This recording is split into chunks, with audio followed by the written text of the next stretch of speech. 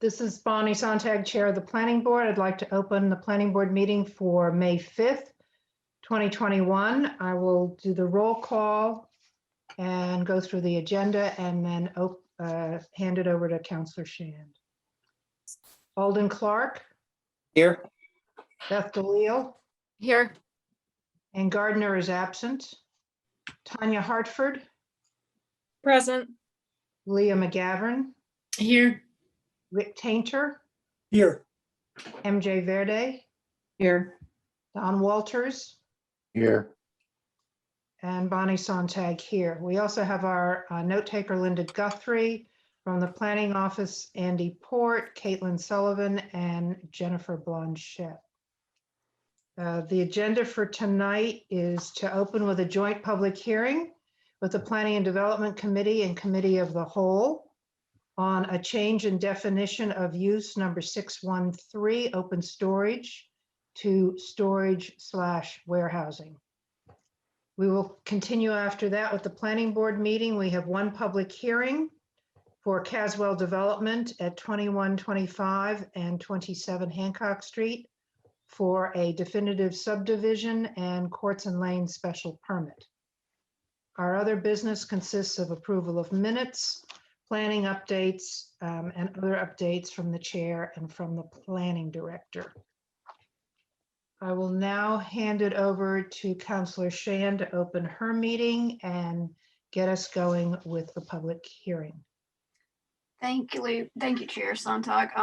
So my name is Heather Shand, Chair of the Planning and Development Committee. Take roll call tonight. Councillor Eigerman, are you here? I'm here. Councillor Wallace, are you here? I am here. So this opens the Planning and Development Committee piece of the joint hearing tonight. We are here to discuss Ordinance 73, which is ordinance to amend section VE of the Newburyport zoning ordinance to the definition of use number 613 for open storage. I think at first I would like to have Jennifer Blanchette discuss this because it's part of the overarching zoning rewrite and it's a cleanup item that is going to occur in the business park. So Jennifer, would you like to speak to this? Good evening. This is Jennifer Blanchet. As Heather noted, this is largely a cleanup item wanting to make a clarification to the existing ordinance whereas the existing ordinance does reference that retail storage warehousing is prohibited. It goes on to say such as mini storage stalls for hire. There has been an evolution of uses through time since this ordinance was written. And we wanted to clarify that indoor warehouse storage was in fact allowed if it was not open to the public. So this is not your U-Haul or store all type place where anyone can go. This is really a warehouse facility for either a manufacturing establishment or for an offsite, some sort of offsite business. But this is really a clarification.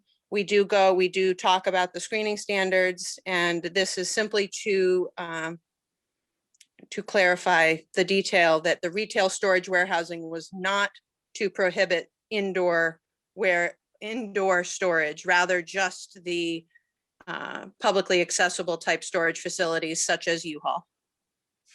It did accommodate the request of a particular applicant, and we have spoken with members of the Business and Industry Park to make sure that this is in conformance with their expectations and the activities that go on there.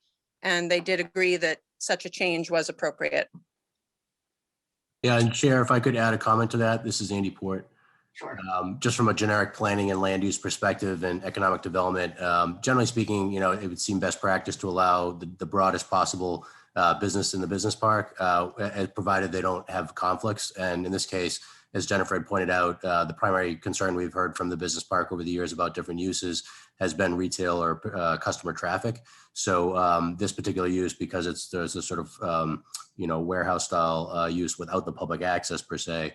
So it's sort of bulk warehousing is something that could generate, revenues as any other use in the business park, but does not present that type of conflict that we've seen elsewhere. And generally speaking, a diversity of businesses in the park might be good for surviving different, economic situations in the future. So I don't have any particular concern about this adjustment for those reasons. All right, thank you, Director Port. Chair Sontag, do you want to open it up for public comment? Yes, we'll take public comment at this time. So if you are in the attendees and want to raise your hand to comment, please do so.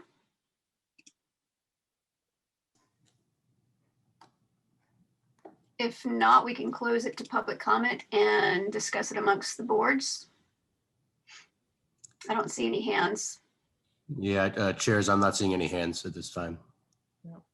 And planning board members, any questions, comments? Don't see or hear any. I'll turn it back to you, Councilor Shand. So with the Planning Development Committee, councilors, do you have any comments or questions you'd like to make? I do not have any comments or questions. Thank you. I see Councilor Eigenman has his hand up. Yeah, just a couple things. First, shouldn't we also amend the parking table? So that's Roman numeral 7-B. The parking table will have the wrong use indication. It'll still say open storage. And also when I looked at the use table, something has been lost. It's actually incomplete what the parking standard is for open storage. So we may want to correct that while we're at it. I don't think you have to renotice everything. The public realizes what we're up to here. I would concur with that, Councilor. Yeah, so, but I think it might, while we're at it, we might as well clean that up so that we know what the parking requirement is for enclosed storage. Okay. And if there is agreement from members of the council and the planning board on that, and that is incorporated in the recommendation of the council, we could revise language accordingly prior to that.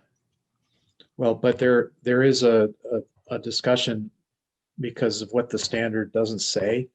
So currently I'm looking it up now. It says 1 per company vehicle plus, and then it's blank.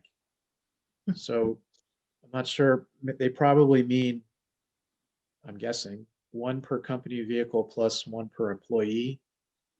For example, the previous use item says 1 per employee plus 1 per company vehicle. So, that might make sense. Now, while you're chewing on that, the other point I wanted to make is that first of all, it's really bizarre that we don't have warehousing anywhere mentioned in our code. But we don't have freight forwarding mentioned either. So I just wanted to make sure that Jennifer Blanchet doesn't think that by adding this, you'll get freight forwarding. Doesn't mean I don't want freight forwarding in the business park. It's just, it doesn't say freight forwarding, and there can be impacts with that are greater. Primarily traffic, Councilor, is that what you're referring to? Yeah. Yeah, I mean, if you had an Amazon, if we would be so lucky as to have an Amazon distribution center, that can be pretty intense. Again, it's a special permit, so it's not the end of the world. That's not by right anyway, but I thought I'd flag it.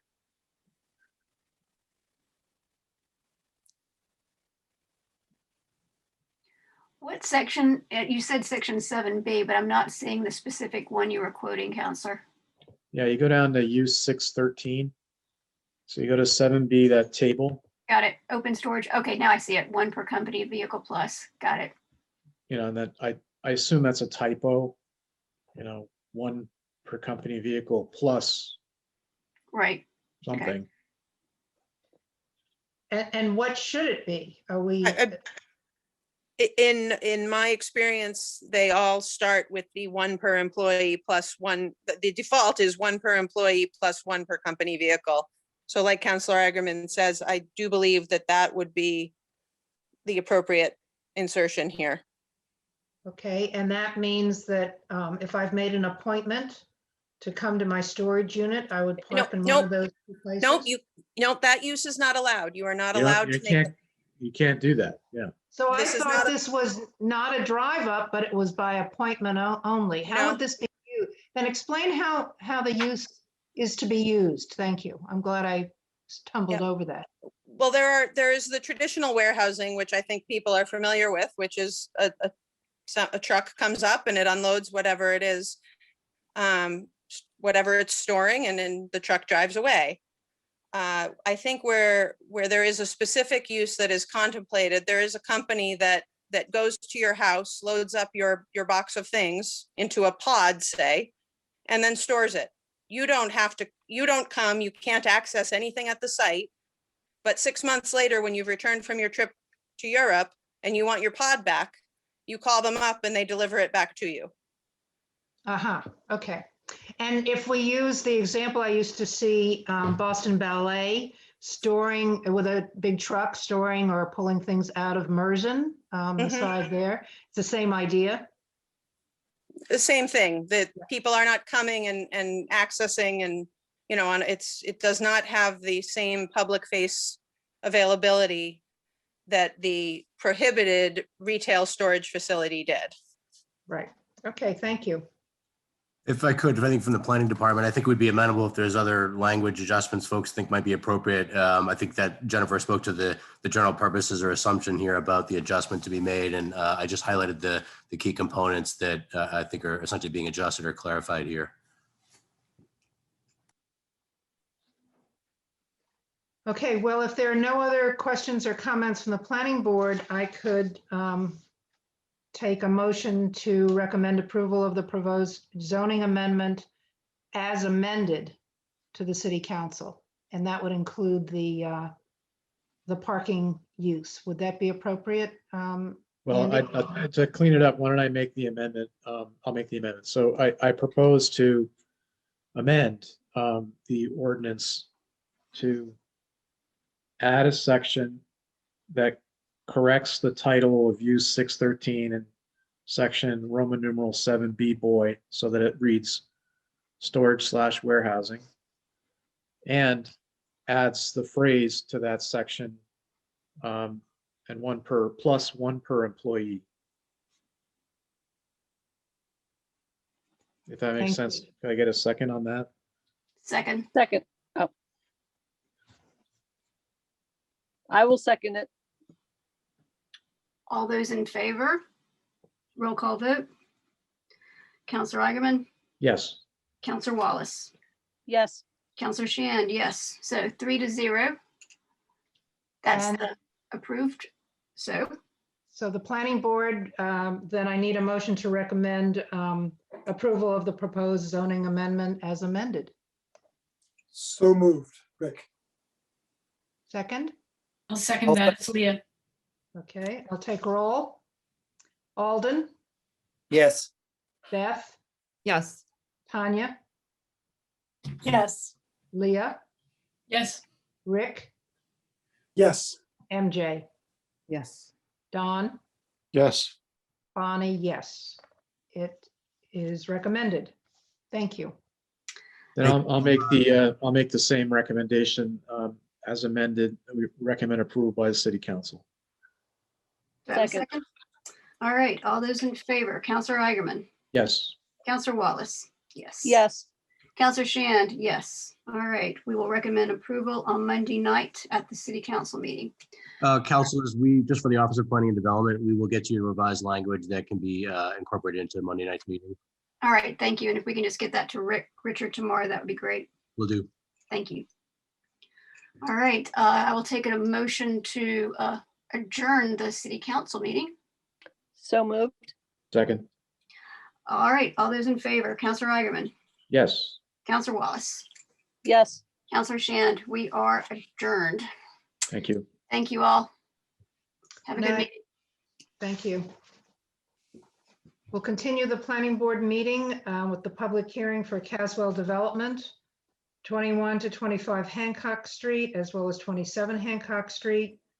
applications for a definitive subdivision and another application for Quartz and Lane special permits continued from April 21st. I will hand it over to Attorney Mead on behalf of the applicant to get us started. Thank you, Madam Chair, members of the board. Lisa Mead, Tellerman, Costa 30 Green Street, here on behalf of Caswell Development, and Jay Caswell is with us this evening, as well as the project engineer, Steve Sawyer, and the project architect, Eileen Graff. Here in the next slide, please. You might remember at our initial meeting, the board reviewed the criteria of both the special permit for Quartz and Lanes as well as the subdivision plan. And there were a few things that needed to be addressed by the peer review engineer, as well as an updated landscaping plan. And the board had some comments related to the rain garden. So we got a final peer review report from Phil Christensen, which included confirmation that the stamped landscape plan, lotting plan, and closure reports were received. And that from an engineering viewpoint, the plan can be approved, and any minor changes in engineering and plans or drainage can be made prior to the start of construction or the issuance of a building permit. And so we made the changes related to the rain garden at the end of Levitt Court, which I'm going to have Steve go over. Some of the board members, as you might recall, were concerned about snow being plowed down Levitt Court and piled right on top of the rain garden. So Steve made a redesign in that area. Since our last meeting, we were back to the zoning board, and the zoning board approved the special permit for two-family use on 21 to 25 Hancock. They were waiting to see our redesign or what the applicant was going to do regarding the new interpretation of the DCOD relative to 27 Hancock. And so we're back in front of the zoning board with that new design on Tuesday. And we just received it. And so I've added it to this presentation, which we'll go over in a little bit, just so you can see how it lays out, even though that's beyond the purview, I think, of the board for this particular application. So with that, what I'd like to do is turn it over to Steve so he can show you the changes that he made relative to the comments that the board had, as well as Phil Christensen. Steve? Good evening. I guess can we go to, let's see, next sheet. Can continue down, next sheet. And then one more. If we can zoom in to the back, to the bottom, basically, yeah, perfect. Thank you. So you can see prior to this, we had just our roadway had just standard sheet flow off to the very end of the cul-de-sac or very end of the roadway here. And we had a rain garden that was concerned about pushing snow. There was nothing to control the snow being pushed in the rain garden. So what we did is we super elevated the road. So all basically super elevated the road. It tilted the road to the left gutter line. So the storm water will run down the left edge of the road. Then we have a little stone, a little bit of a stone edge where the water will flow into the rain garden. It's sort of, well, it's off to the left side of the road. So now they can just push the snow off the end without impacting the rain garden. And to ensure we catch all the water, we have a little section of curb at the end of the road that any storm water would hit that, directed to the left and into the rain garden. So I think we've addressed the board's concerns. So as far as much easier maintenance for this. And then as far as this stone area here, or this gray area here, is the standpipe. The same design as before. Is the rain garden itself is 8 or 12 inches deep at maximum during a maximum storm event, but when the water gets to 6 inches deep in the rain garden, it overtops into a standpipe, and there's a leaching pipe that introduces the water into the ground. It's all good gravel material out there. So it's perfect application for this. And then actually, if we can grab the next slide, would be great. So and zoom, pretty much zoom into that top left corner.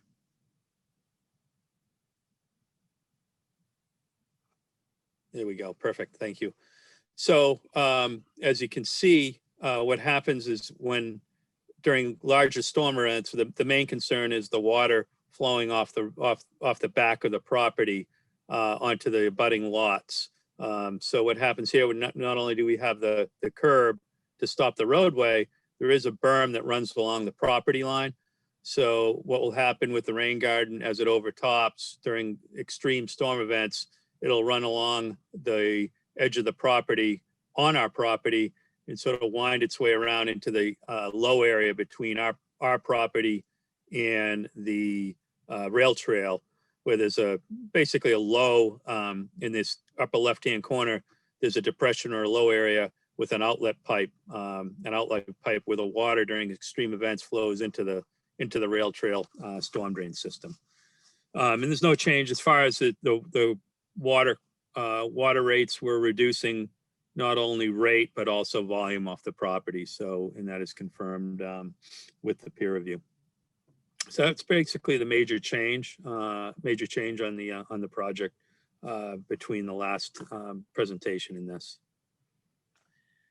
So if you could go, Andy, down to the landscape plan, which I think is after sheet 11 here. There we go.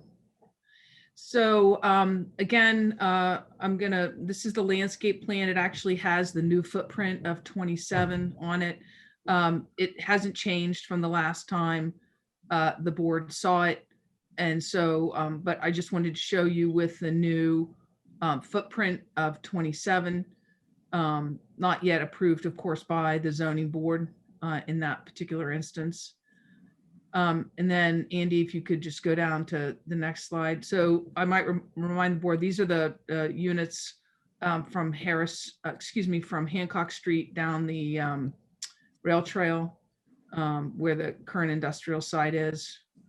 And the next slide, please, Andy. Again, this is on Hancock Street, looking down to the south or to the east. And next slide, please. And this is on the rail trail heading towards Hancock Street from Purchase Street. And next slide, please. So we're requesting the board approve the special permits for courts and lanes and the subdivision approval.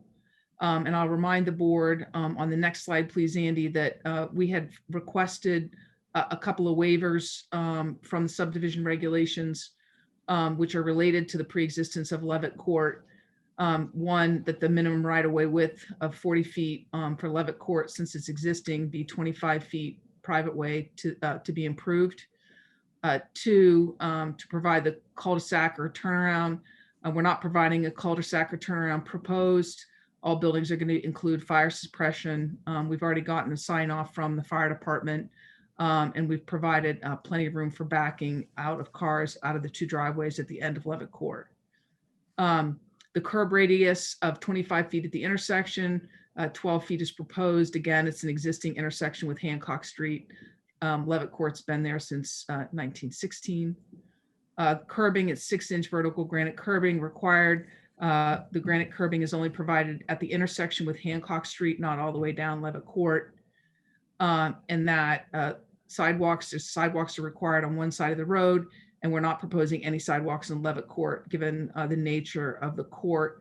And the one waiver that's not listed on here, and Steve can talk about it a little bit more, is the additional waiver of 4% grade at the intersection of Hancock and Levitt Court.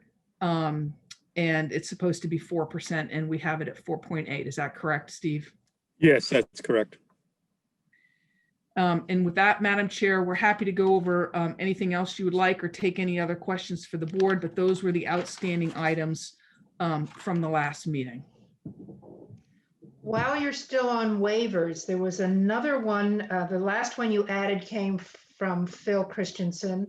And there was another one suggested, very minor, but it's still, the design doesn't reflect the contents of the plan, lot frontage and lot width.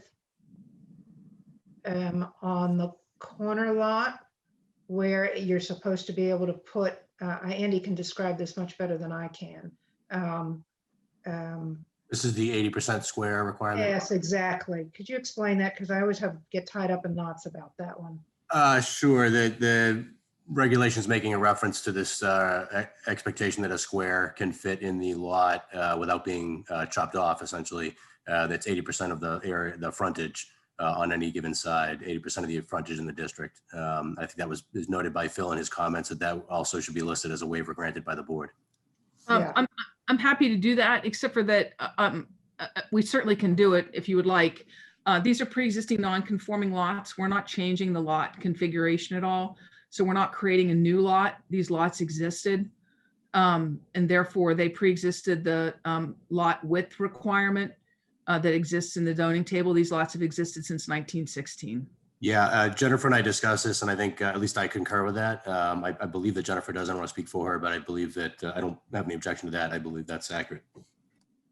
So just to confirm, it's a pre-existing nonconformity, and therefore this requirement that came in much later does not apply. Correct. All right. If planning office is with that, we're fine with it as well. I'm just glad that it showed up in Phil's comments and that we could address it. He also mentioned that there were several, not discrepancies so much as notations that needed to be made on various plans. Have those been updated per his request? Yeah, they all have been updated per his request. They're basically on the plan ready to be submitted for the final, the final plan submission. I guess what I propose is once we nail down the footprint of lot units, what's that, AB, that final plan be submitted, that final footprint be submitted. I would say that we'd probably update the stormwater calculations based upon the roof, any of the minor change of the footprint. Okay. See that would have basically zero impact on the stormwater calculations, or minimal, that are as designed. I'm sure it's going to be able to handle it, just because of the fact that the percentage increase or decrease would be insignificant in relation to our treatment and mitigation. So at that point, we'd update the plan and provide it to the planning department, the final plan, construction plan to the planning department. Okay. So I guess what Steve is saying is that what we would, and I think Phil would concur with this, and I think he kind of did in one of his last letters, that those notations be made and be confirmed prior to the issuance of a building permit, and that condition be included in any decisions the board has. Well, I'm going to push back on that and say that as long as Steve is saying it's already going to be incorporated into the final plan submission, that it be in there, and that we see that plan before we take our final vote. Just so everything is clean at the time of the vote. So Steve, can you talk about what notations you were, that Phil asked for? Because my understanding is we have a letter from Phil that this board received, which is an email dated April 20th. This says, Caitlin, with the additional information submitted this morning, which the board already has, I am recommending from engineering viewpoint, the plan can be approved and minor changes in the engineering plans and drainage analysis can be made prior to the start of the construction.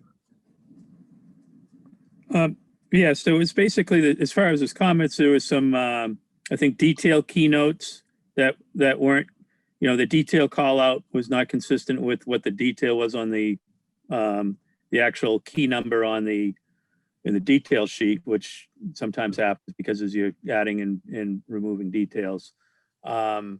And I think there was a couple spot grades on the plan. And then finally, many times your elevations that are indicated in your hydrology don't match the exact elevations on the plan, but the intent of the as he stated in his comment letter that, yes, the hydrology works, the drainage works. There's just an inconsistency with the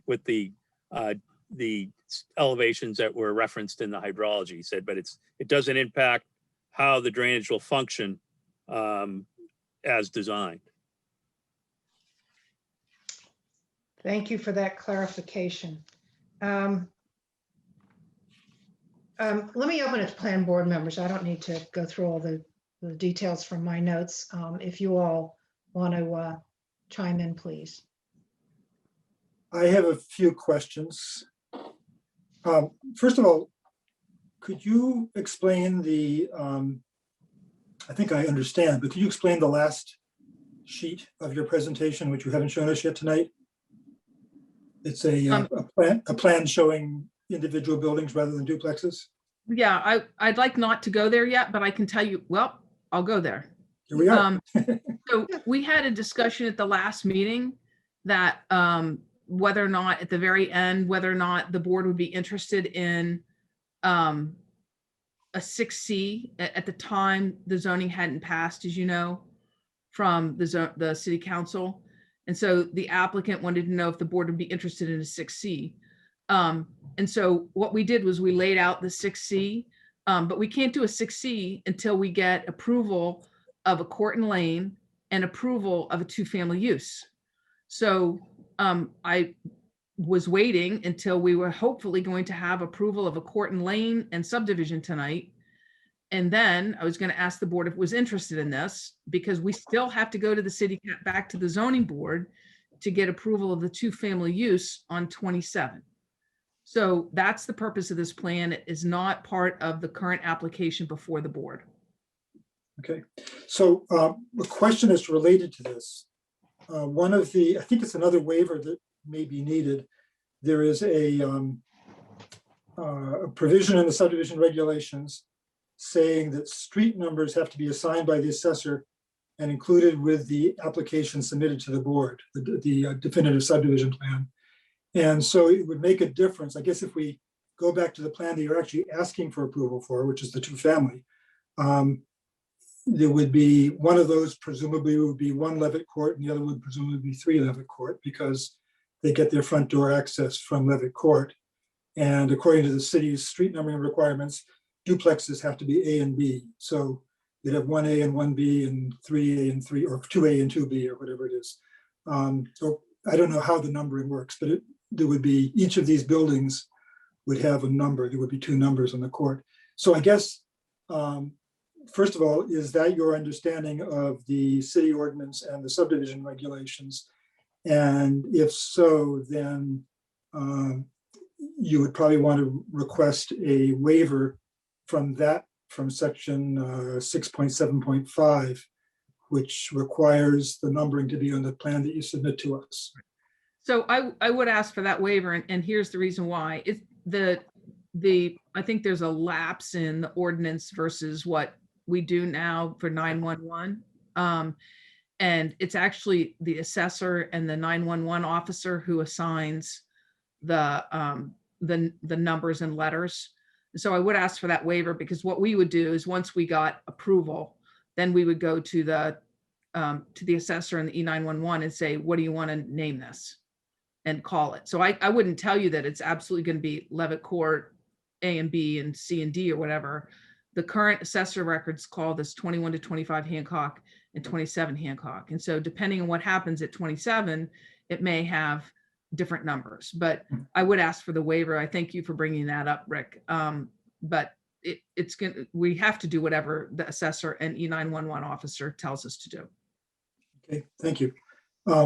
Another question was, this is very, very, very minor, but you've added a curb at the end of the road, and we don't have a detail in the plan for that. And I don't, typically you'd have a detail showing curbs.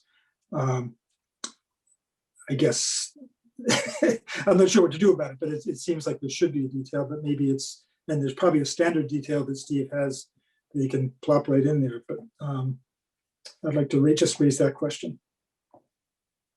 Yeah, it would just be a standard 5-inch granite curb. And is the 5 inches what the standard is for our subdivisions? Well, no, well, for Mass Highway is 6 inch, but actually the engineering and DPS they're fine with 5 inch, especially for a project like this, project of this size. So it's not a big deal to add that to the sheet. If needed, it's pretty standard. I can add that detail to the sheet. Okay. And the other question I had, which it's an issue that I want to raise, is the trees in front, which would typically be street trees. I mean, it's typically be trees in the public right of way, but because of the issues here, they're not. I guess what I'm concerned about is future maintenance and replacement as necessary.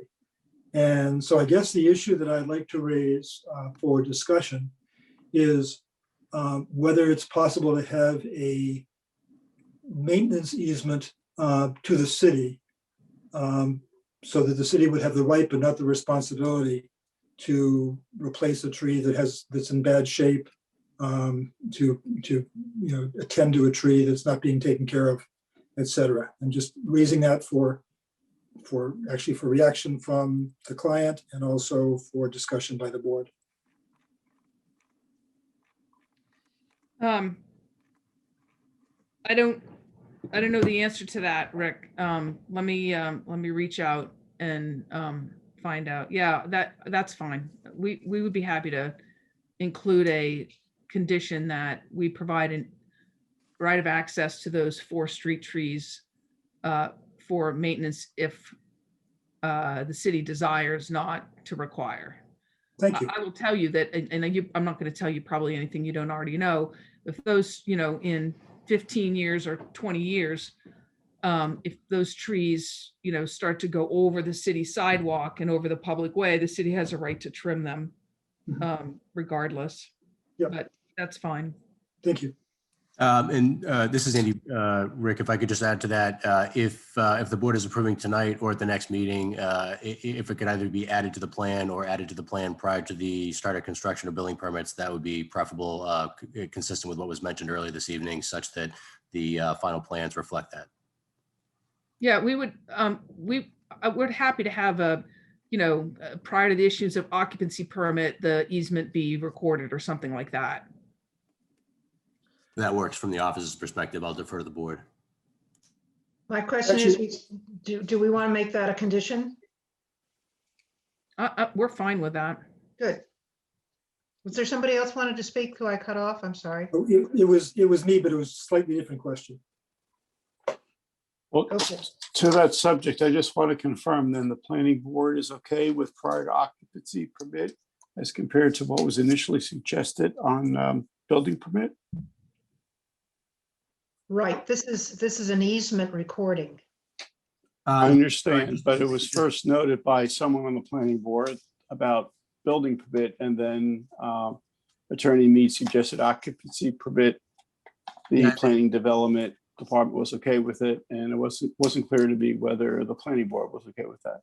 Yeah, if I could, this is Andy, if I could just clarify, I think the original requirement, and I think this would be essentially 2 separate deadlines. One was for the submission of a plan to addressing the details that were requested from Steve Sawyer. That would be prior to construction and building permits. The other one would be prior to occupancy, and that would be for the easement. Since the trees wouldn't be there yet, there isn't much need for, and they wouldn't be getting occupancy until they get that. They would provide the easement to us. That would give them time to do that. So I have no objection to that myself, and I think that would be 2 different deadlines. Did anyone else want to weigh in on that particular issue before Rick takes us off in a slightly different direction?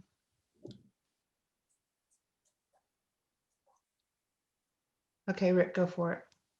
I appreciate adding the drainage easement in the back of the lot. And I guess this is for Attorney Mead. How actually does that work? You can't give an easement to yourself. So is it some kind of, you do a declaration of easement and then that gets recorded with the homeowners association? How does that work? There'll be it'll be a condominium association. And so they will, what will happen is that prior to the creation of the condominium association, the owner, who would be the declarant, would create the easement as a reservation or a grant, depending on how we draft it, before the conveyance, so that they wouldn't grant it to one another. Great, thank you. So maybe it would be, I'm sure it would be helpful if you could put that in your language, and so that it can be reviewed by our attorney, so we understand exactly the wording to be in the condition of approval. Right, so we actually just did this actually with Steve in a project in another community where we created 2 different condominium associations on 2 different lots. And then there were cross easements across the properties to allow access and drainage and maintenance. And actually, that city solicitor is your city solicitor. And so we That'd worked be great. Yes, provide us with that language would be great. That's all I have, I think. Does anyone else have something outstanding from previous discussions or from tonight? This is Andy. If I could just chime in on just the point that Rick had just made. I'm wondering if it makes sense, if regardless of whether or not the board is approving tonight or at a future meeting, that one might be appropriate to do as a condition prior to occupancy, that demonstration that those documents have been submitted. Does that make sense, Attorney Mead? Yes, absolutely. And I would just call them required cross easements. So just so you know, right now, 27 already has perpetual rights over Levitt Court. They already do. So those would continue, but we would highlight those in the various condominium documents. All right, I'm wondering if there is something else outstanding. The maintenance of the rain garden to ensure its proper functioning, is that already incorporated into the operation and maintenance plans? Yeah, so it was already incorporated in the, as part of the drainage report, and the O&M was reviewed by Phil. So that's not outstanding. No.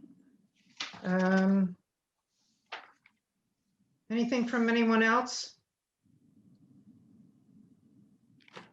All right, let me call for public comment at this time. Before I do, I want to make a sort of a contextual statement. I saw the letter from a variety of abutters and concerned residents posted on the website. They had 2 major concerns.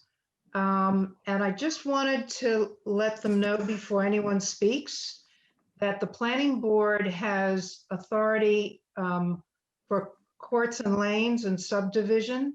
And under that, access to lots, utilities, drainage, sidewalks, and curbing, and the use of the 2-family, the use for a 2-family in this neighborhood, which has actually been approved for one of the lots by the zoning board. But we don't have any control over the design of the structures. And I know these residents had quite some concerns about the character of the neighborhood based on the designs they'd seen already. That is not under our purview. And I think we would save a lot of time and effort on everyone's part tonight if we did not hear comments about that. But certainly any of your other concerns, including the first one that was listed in that letter, if you would like, any of you would like to expand on your concern about construction and hazardous waste and so on, or hazardous materials, that would definitely be a topic for us. So I just wanted to put that out there so that you don't feel frustrated when you make these comments and we say we have no authority over that. The comments about the structures and how they fit in the neighborhood and their design should be taken to the ZBA next Tuesday night. So I'm also gonna ask you to give your name, your address, and I'm going to let you, I know there was some concern about 2 minutes not being long enough to express yourselves. So as long as you don't take 45 minutes, which is such an extreme, I just throw it out there. Be reasonable, and I expect you will be, and give us your thoughts. We'd really like to hear from you. So with that, I'll hand it over to Andy to let members of the public speak. Okay, the first person we have that is speaking is Marianne McCauley. And Marianne, you'll have to unmute on your end as well to address the board.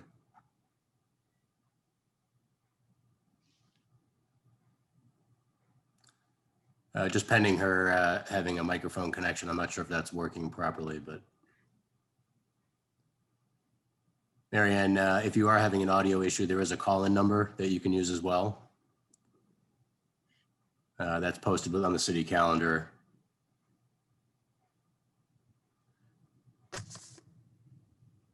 And it's not clear that Marianne has a audio connection from our end. It seems like she can get the video of the meeting, but for some reason does not have a microphone connection at this time. I'm not sure if that's a technical issue on her end. Is there anyone else who would like to speak in the meantime?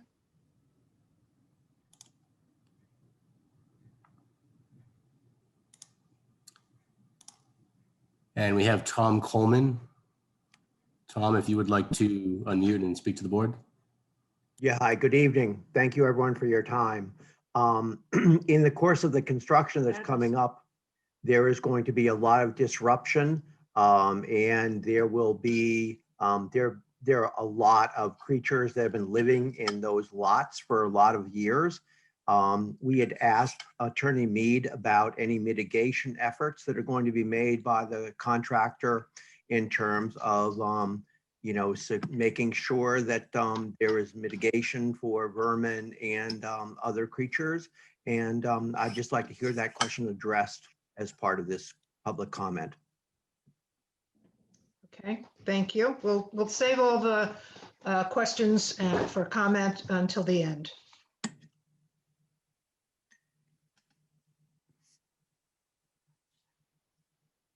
Anyone else like to speak?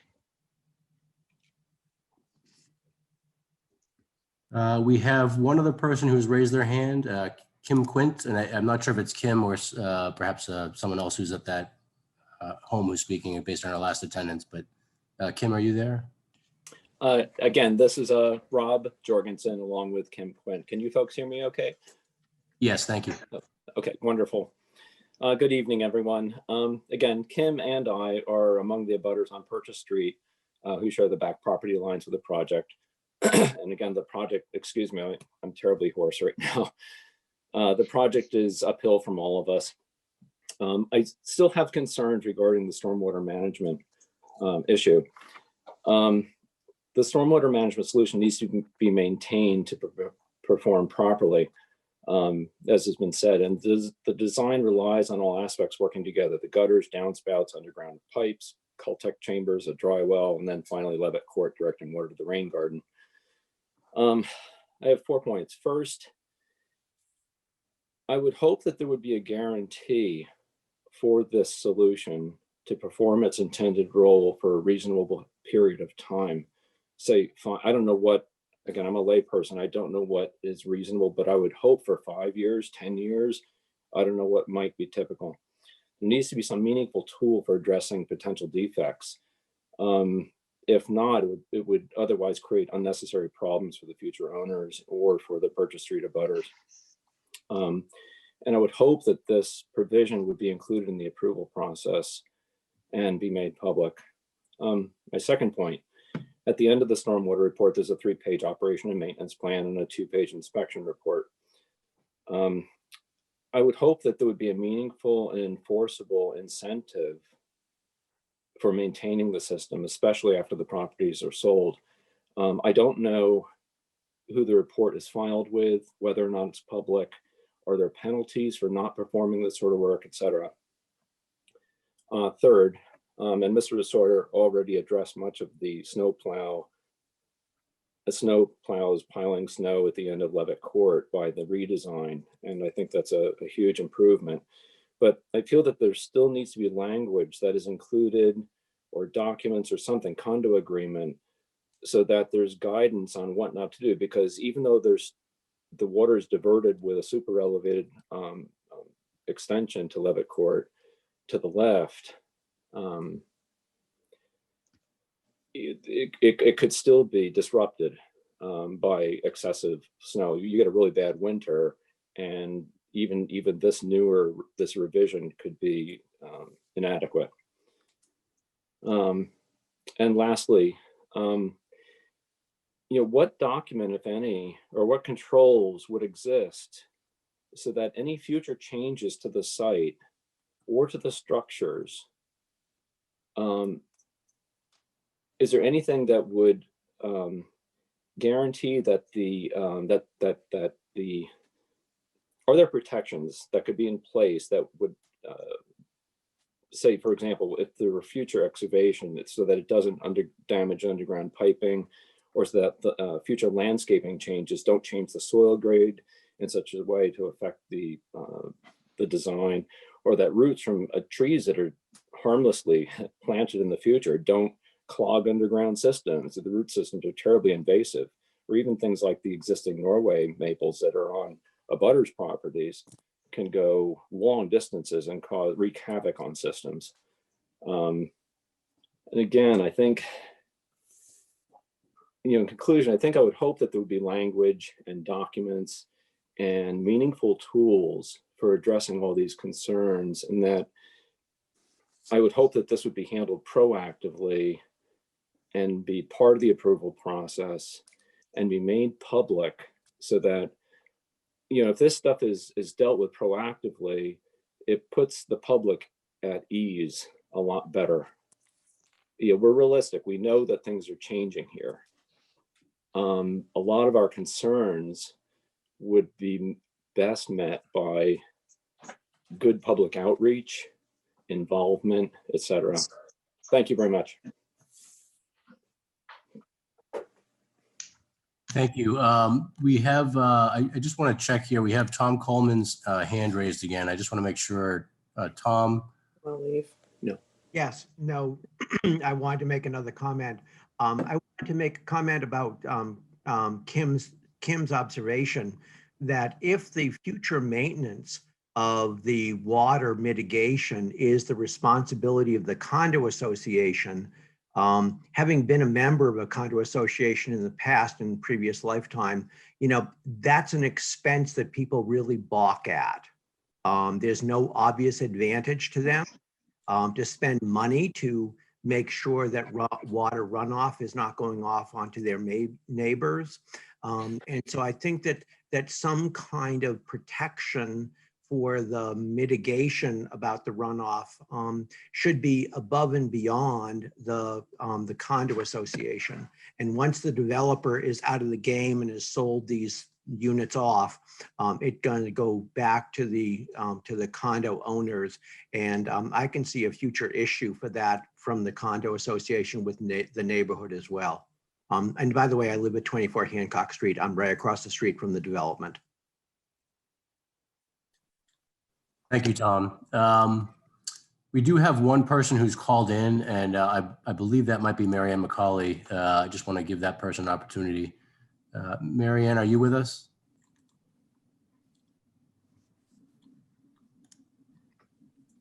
And Marianne, I think you'll have to press *6 to unmute yourself if you're on the phone. Hello? Yes. Hello, can you hear me now? Yes. Okay. Well, my intent was to read the letter from neighbors, but I will condense it. This is in response to claims that the proposed project has neighbor support. We are residents of the South End who share concerns over the proposed development for 2127 Hancock Street. The full project filing letter, March 2nd, 21, mentions support for the project from neighbors. However, we are learning of an increasing number of residents who do not share this view.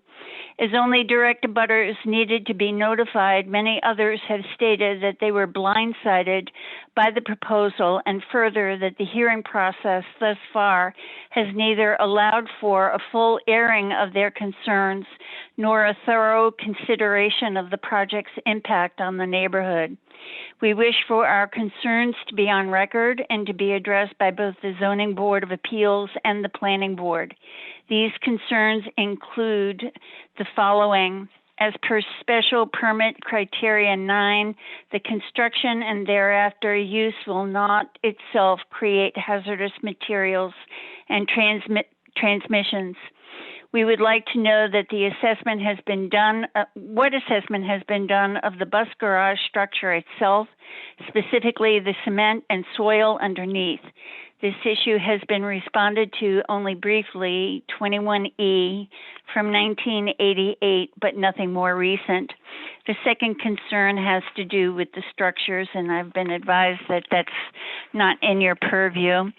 In conclusion, in light of these concerns and the lasting impact this project will have on a neighborhood many of us have called home for decades, we respectfully request that the zoning and planning boards not make a decision in haste, rather that there be an opportunity for neighbors' questions to be answered and concerns addressed. We encourage the city to begin meaningful public outreach and discussion. Zoom meetings and 2-minute statements have their place, but for a project of this significance, a development of this size has rarely been experienced in the South End. It is imperative that we work together, be inclusive, and promote community trust. Thank you for taking our concerns into consideration. Signed by myself and 20 other signatories, all residents of Hancock, Lunt, Purchase, and Madison Streets. Thank you. Andy, do we have anyone else who would like to speak from the public? We do not have any other hands raised at this time, no. Okay, so I will close the public comment section of this hearing, go back into discussion with the applicant, and ask that Attorney Mead or other members of your team respond to the questions and comments that were made by the public, please. Thank you, Madam Chair. And I think I took pretty good notes while the comments were being made. So I'm going to try to start with the first comments. So related to demolition and a rodent plan for the site. I just want to, sorry, I had a note that I was unstable here, which probably be not the first time. So the applicant is required to pull a demo permit to demolish the building under the City of Newburyport Ordinances and State Building Code, and has to institute a rodent plan as part of that. And the applicant will undertake those efforts and comply with the law in accordance with the ordinance and the State Building Code. As to the stormwater quote guarantee, as the board knows, this project will be peer reviewed as it is gone through. And in order to get permits, occupancy permits, it will have to be inspected by the peer review agent for the city, as well as likely the city engineer and certainly the zoning code enforcement officer, to make sure that what was proposed was built properly. So that is the guarantee that what is put before this board and approved and designed is actually constructed. The O&M plan and the maintenance required will be part of the condominium documents, part of the cross easements and maintenance requirements. In addition, the site plan not site plan approval, but all special permits will be referenced in the condominium documents and will have to be followed. And the language, the condominium documents will include that language. I'm happy to have the board have the condo documents reviewed to make sure that that language is in there. I don't have a problem with that. We include it in all of our condominium documents when we do projects like this. So the special permit will be included as part of the condominium documents. This approval will be, the zoning board approvals will be, and so everybody knows what the requirements are. As this board knows, obviously, if there are changes to the structures, those modifications would have to come back to the various boards who issue the permits if those changes were to be made. I do want to address the issue related to the hazardous materials. So let's be clear that the condition in or the criteria, the 9th criteria of the special permit review says the proposed use shall not be conducted in a manner. It doesn't, first of all, it doesn't talk about the construction, and that's because the construction is governed by the building department and the state building code. Importantly, there was a 21E done in 1988. There were test pits undertaken by the then owner of the property who was doing institutional lending to purchase the property, the current purchaser. The use from 1988 forward has not changed. It's an electrical contractor. There is no bathroom. I'm assuming there's no water or heat in this building. He used it to store wiring and pipes related to his construction business. So the use hasn't changed, and that's why you don't have to have a more recent 21E. My client is also getting institutional money on this, and those people are relying on that prior 21E because of the regulations under the Massachusetts Contingency Plan and Massachusetts General Law 21E. So my client will comply with those rules and the ordinances and the building code related to the removal of that building and any testing that would need to be done, which at this point there is none.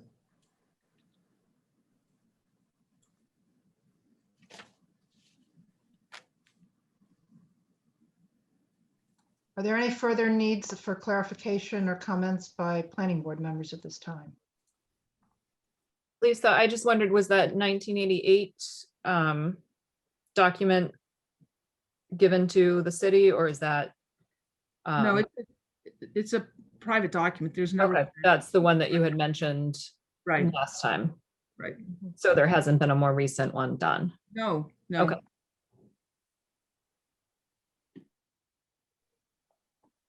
Anyone else? Bonnie, this is Don. A couple of questions. Perhaps someone could go back to Levitt Court. At the end of Levitt Court, there's I believe on the plan it says a fence. Is that a solid wooded fence? That's an existing fence. That's an existing fence. Correct. Does anyone know here what the existing fence is? And I'll allow me to just say where I'm coming from. I believe if I read the plan correctly, it's 7.9 feet from the end of Levitt Court to the property line of one of the abutters. And I just, could see someone when you're plowing, not that I necessarily think it would do damage, but that's not necessarily perhaps the legal point here, is that a snow plow would easily push snow more than 8 feet onto the abutter's property. Now, to the extent the fence is a solid fence, it's obviously would pile up against the fence, but if it's some type of a split rail, et cetera, I could just see it going over onto the other abutter's property. So that's why I was just asking about, does anyone know what type of fence that is? It's a solid fence. Okay. And again, somewhat consistent with the comment I'll make in a minute. I will agree that it's always a rough question with respect to how often do we provide something with respect to the as-built or the current design conditions versus something 20 years in the future. So it could be a solid fence now, when 5-10 years from now, the post could rot and fall down. And in theory, what I just discussed is likely. Although we have that issue everywhere in possibly in the city, especially in the south end. So it's not obvious to me that the burden would have to go on this particular applicant versus anything else that's occurring within the city. Second point, though, does go with respect to maintenance. And I believe the applicant's attorney, Mead, correctly stated that there's covenants, there's homeowners association, all those things. What it doesn't really do, and we've seen it in the past, or at least rumors or windows with other, is there's no enforcement provisions. And the only way that I'm aware of enforcement provision, which is done on some other type of projects, is requiring some type of a bond or surety that perhaps decreases over time to provide teeth into enforcement that the applicant is actually going to maintain something. And again, I'm not debating what's in the condominium documents. The only thing I'm saying is that if it's not followed candidly, and I appreciate others on this call, on the planning board or the departments may disagree, there's little to no enforcement. So I'll leave it at that, Bonnie. I don't have a constructive, specific recommendation to change the special conditions, but I will say that I do hear some of the abutters' concerns, and in my opinion, they're valid based upon past performance of the city. Well, I would like Andy to speak to this, where the city's responsibility on a new development, how far out it goes versus a homeowner who would, a private individual who would build on their property and create possibly a similar situation. So I know we have an open application at this point, too, in our case. And I just like some guidance on what is reasonable and to put in as a possible condition, and what is just, neighbors dealing with neighbors over the long haul. Sure. Yeah. Thank you, Chair. And I think actually your last phrasing there kind of, I think, sort of hits the nail on the head. We do have a project before us right now, and obviously, as discussed with the applicant's attorney, there's going to be oversight during construction of what's put in there. In the long run, obviously, because this project and these improvements could be there for a long period of time. When those issues arise, and Don's point is well taken. Oftentimes issues like that are brought to our attention by an abutter who raises concern. And what we would often do in a situation like this is determine whether or not the changes or the issue that is happening is inconsistent with the plans that were approved. At which point the zoning administrator would step in and reach out to the property owners. It may be something that public services or myself or others are involved with, depending on the issue. But the bottom line is we would go back to what was approved and look to that to be restored. There are some things that happen, and it's not atypical, regardless of whether or not a project is approved in this format, that happen between abutters, things that happen along property lines that are in dispute.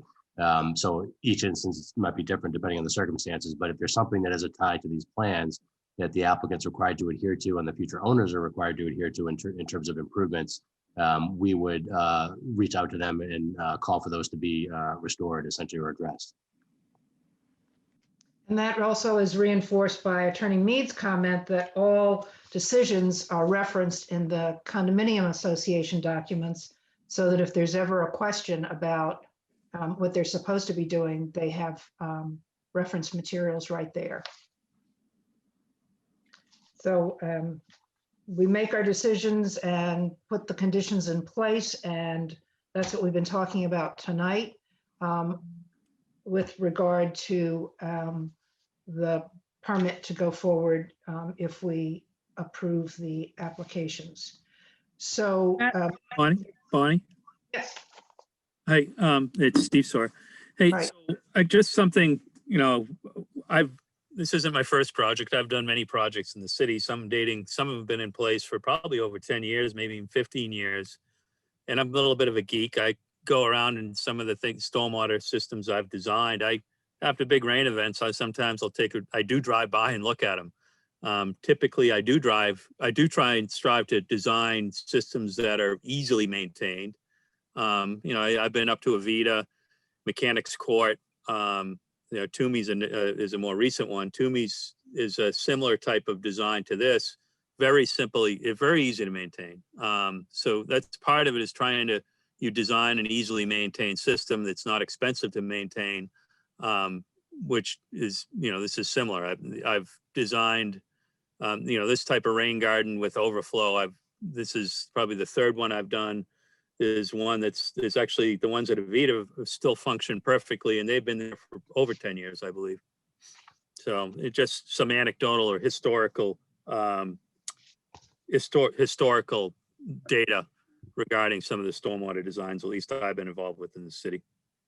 And just to follow up on that, Steve, Madam Chair, actually the same builder did the Toomey subdivision as well, as you might recall. So and it still works, as Steve said. And I would just add one other thing. I know that folks are concerned about, but actually doing this project the way we have proposed gives the city 100% more control over a project here than if the developer chose to do single family homes on both lots, because the road exists. So he would be permitted to complete the road and make it better pavement or whatever, and build a single family home. And the applicant would be required to get no permits whatsoever on 21 to 25, except for a building permit. And on 27, a special permit for nonconformities, which doesn't have any control over stormwater or road design or anything of that nature. So as far as, quote, control and long-term control over a project, this is it. He's stepped into control. He could choose to do single family homes where there would be no control. And so I think that point shouldn't be lost on folks that are concerned. And I would just add to that because we have to have a public hearing on this, given the route that the developer chose, it gives the public an opportunity to weigh in, and that's why we're having this conversation. So right, sort of a little bit going in circles. We wouldn't be having some of this conversation if it weren't for the public comments, just like they wouldn't know what was going on if it were two single family homes. So correct. We're trying to make this as transparent as we can. Those questions from the public were very useful, and I hope the answers they've got give them some sense of confidence that going forward, what is built and what is maintained here is what is being discussed tonight and ongoing right through our decision process and the zoning board process. Okay. At this point, we have quite a list of findings and special permit conditions that we need to review. It's going to be a little, I apologize in advance, it's going to be quite a bit redundant, but we need to go through all of these for the record and to make sure that as we read through them, anything that comes up, we can discuss at that point and clarify. Let me just tell you where I'm planning to go, Attorney Mead, with this. I want to review all of these tonight, including the waivers and the conditions. I am going to propose that we continue so that the planning office can provide us with the two draft decisions with all the language in there that we have agreed to tonight. And that when we meet again on a date certain to which we will continue, that we can review all of make sure that the language in the decisions is what everybody agrees to, and take the vote at that time. And we condense the process by not having to have two meetings, one with a vote and the second meeting with a review of the language. And the reason why I want to do that is I hinted at earlier. I want to make sure that all the final plans on the applicant's final designs that they take to the zoning board are the same that the planning board sees and agrees to when we take our vote. That there's consistency there up front and no need for possible alterations that might require modification to come back to the planning board which might not be major and therefore would not be open to public comment. So I want to have everything clean and packaged on the night that we take our vote. But Thank you. You will certainly hear where we are. There won't be any, I don't think there'll be any ambiguity about where we are on how we will probably vote on this. It's just that I want everything together before we actually take the vote. And we So- appreciate that process, Madam Chair. Good. So everybody, Could I ask a question before you? begin? yes, yeah. So one thing I've been confused about, and I should have brought it up earlier, is what actually we are approving on the plans. And by that, I mean, you look at I know that we're not approving the specific building layout, well, I guess the question is, the building layout on the site plan that's before us in the civil plan differs from the building layout in the landscaping plan. It's the old layout without the reduction in the size of the connection. And I don't want to be in a position of it being implied that we've approved something that is different than what is approved at the zoning board. You know what I mean? Mhm. I wonder, I guess this is a question for the applicant, is really what is there's lots of stuff. I'm looking at happen to be looking at the site layout and utilities plan right now. And there's a lot of stuff on there ranging from building footprints to locations of utility lines to slopes of sewer lines and so forth. Is how much of that is actually being approved either through the Quartz and Lanes special permit or the subdivision approval? So if I could, Madam Chair. Yes, please. And I think that we think that the process that the chair has laid out, Rick, is a good process. So I would suggest to you that you're approving the road and the two lots, so to speak, is the Quartz and Lane. And then finally, you will approve, I guess the location of utilities as part of that, as you would relative to where they fall in the lane and the court and the stormwater. We will have, if this is the process you're going to go through, we will have the plan updated with that footprint and any modifications needed prior to your next meeting for final review. And just thank you. And just to clarify, everything past about sheet 13 will not be part of our approval, correct? All the perspective views and architecturals and all that sort of thing. Okay. Right. That's So correct. We'll have a plan set that's much shaved down from what we have before us tonight. That is correct. Great. Thank you. That helps. Good. So that just reminds me that before we take a vote at the next meeting, we will review the updated plans and any modifications to be sure that they are in sync with everything we've talked about tonight.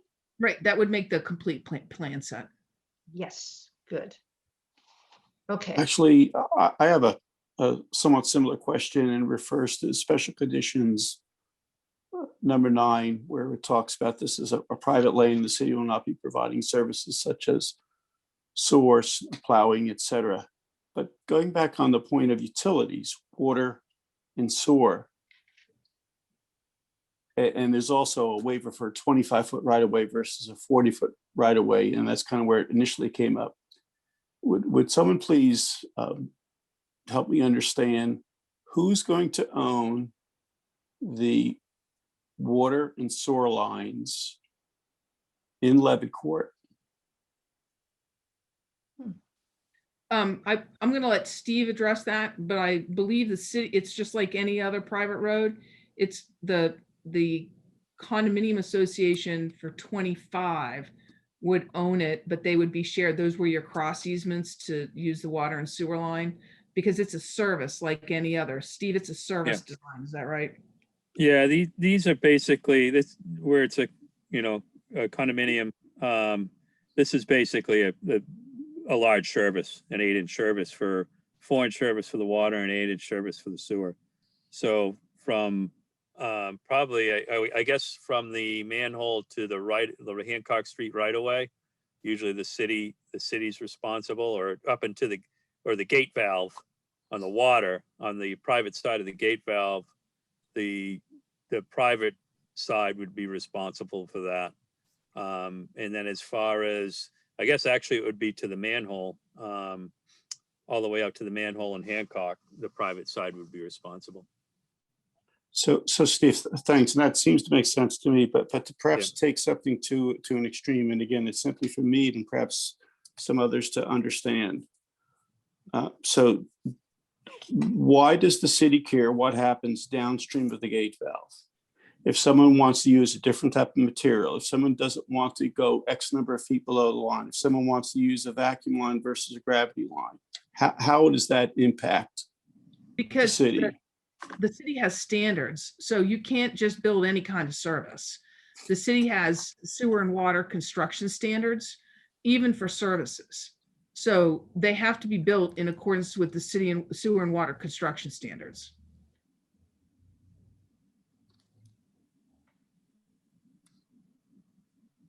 Are you okay with that, Don? Whoops. So if you Yeah, I think I understand. I'm assuming the standards are performance standards. They're not specific standards. So no, they are. They're the what kind of pipes you can use, what size of pipes you can use, what your connections are. And in fact, when you go to install those, the water department or the sewer department has to come out and observe the installation. Okay. Yeah, the DPS and even private services, they're all involved in the private side with services. They're always involved with the connections, and and they install meters. They're 100% involved on the private side. They just don't maintain it. Okay. Thanks. They're involved in the oversight. Anything else from anyone else on the board before we go through the findings and conditions? Okay, we'll start. I'm going to follow the list from the staff report, starting with pursuant to section 5.7 of the rules and regulations governing the subdivision of land in Newburyport. The board generally finds the following to be credible statements about the proposed subdivision. 1, complete and technically adequate plans and supporting material. I'm not going to read all the details under these except as relevant, but just let it be known that as we've confirmed with Attorney Mead, the final plan set will be reviewed, but at this moment, according to what we've seen,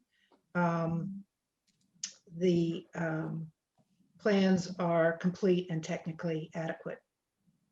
2, adequate access to all the lots in the subdivision by ways that will be safe and convenient for travel. Specific to this development, the small lane shall provide adequate and safe access to 3 of the 4 dwelling units.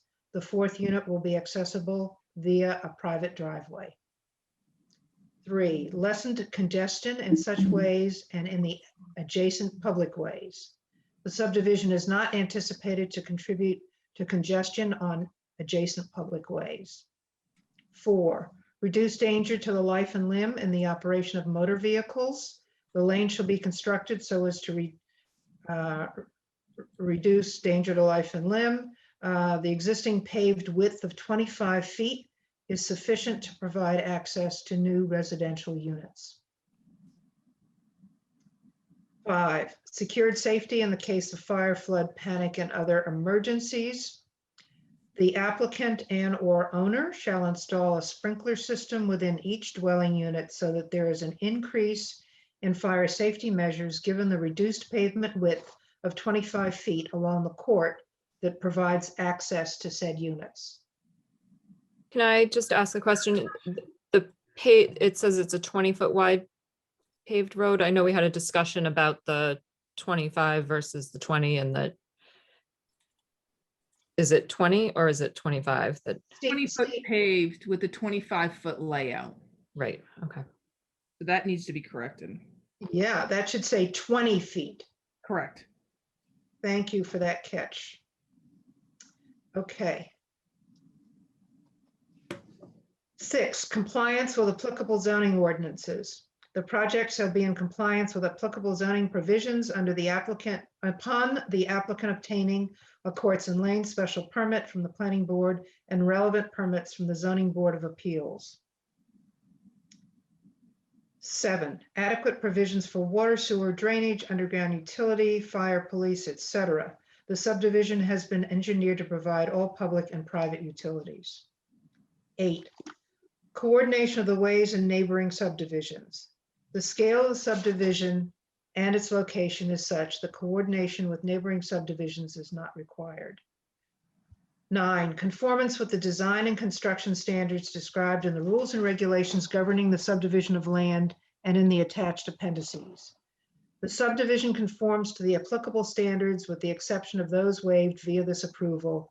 These approved waivers as listed and described herein. We've talked about them tonight. We will take a separate vote on those at the same time that we vote on the decisions. I'm just making a note here to keep us straight when we come back. And Bonnie, I think that in that last thing you read, I think as should be R. To make it a These sentence. waivers are listed and described therein. Thank you.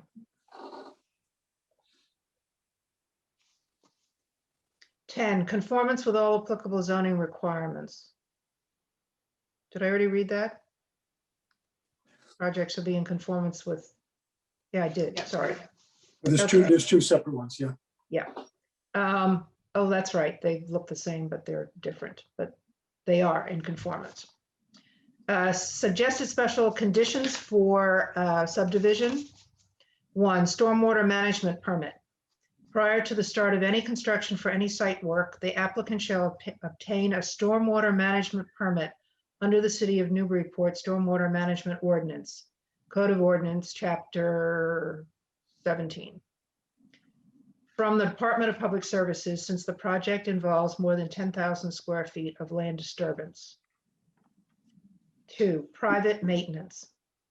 The lane shall not become a public or private way maintained by the city. Further, the City of Newburyport shall not be required to provide city services, including but not limited to construction, reconstruction, maintenance, snow plowing, school bus pickup, trash collection, or police patrols along the lane. The roadway, utilities, and drainage facilities shall be privately maintained in accordance with it says homeowners association agreement. Should that say condominium association agreement? Yes, ma'am. That's it. Got it. 3, warranty/maintenance plan for plantings. Prior to approval, a sufficient watering and maintenance plan shall be noted on the landscape plan sheet, plus a note regarding warranty for replacement. The actual planting of the trees and shrubs shall be done in the field with previous coordination and oversight by the city. The warranty/maintenance plan for the planting shall be for at least a 2-year window after the certificate of occupancy is issued. Bonnie, I was reading something else. Is this something new or is it revised? This is in the staff report. You'd have to have Andy respond to that. My staff report is headed, I think I'm reading the right place, planting maintenance. Oh my goodness, I'm using the staff report from the previous meeting. That things may have changed. Sure, yeah, I can, if you would like, I can display the written version if you'd like of. Yeah, I forgot. I didn't want to print it all out again. That'd be great. Thank you. I don't use it on the screen. Yeah, I'm glad you, so far we haven't had any other changes in wording. So this is warranty and maintenance plan for plantings. Go back up, you're just a little above where you are, Andy. We're still in subdivision. Number 3. Oh yes, it is significantly different. Planting maintenance. The proposed planting shall be maintained by the applicant and future owners in perpetuity in coordination with and subject to approval by the Newburyport Parks Department for any work within the city's adjacent rail trail right of way. And Can we hold on to that for a second? Yeah. That's a pretty big ask there. So the applicant agreed to clean up, reconstruct, and plant all the plants on the city's rail trail in that area. They did not agree to maintain it in perpetuity. And we have a significant objection to that because that's a huge added cost to the owners, the property owners. Andy, where did that come from, please? Yeah, actually, that was not from me. I think that may have actually originally, Caitlin may be able to speak to this, but I think that may have originated from the rail trail project manager. Some concern perhaps with those folks, the tree commission, the parks department about maintenance. Yeah, it's not something that we had or that I had suggested. Caitlin, do you know, did that come from either the tree commission or the rail trail manager, do you think? My recollection is that the senior project manager, Jordy Vining, was quite concerned about there being some sort of warranty. And I think we had that in the previous staff report. And I think perhaps maybe you and I reworked it to be this planting maintenance special condition. So we're happy to do the 2-year, I think the typical standard planting and maintenance for 2 years to approve 80% survival. Happy to do that standard condition, not happy to maintain the city's property and plantings forever. This is Andy. I have no objection to that adjustment, but I would ask that it be 100% survival of the tree plantings that are proposed as opposed to 80%.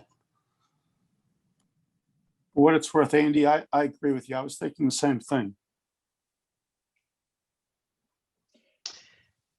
Can we see the previous wording? Is that possible? Yeah, that's what I had. I think that's better, what I read before. Shall I read it? Sure. Prior to approval, a sufficient watering and maintenance plan shall be noted on the landscape plan sheet, plus a note regarding warranty for replacement.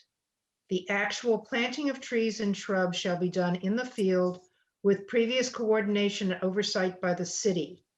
The warranty/maintenance plan for the planting shall be for at least a 2-year window after the certificate of occupancy is issued. That's fine, but the applicant does not agree to take care of the city property forever.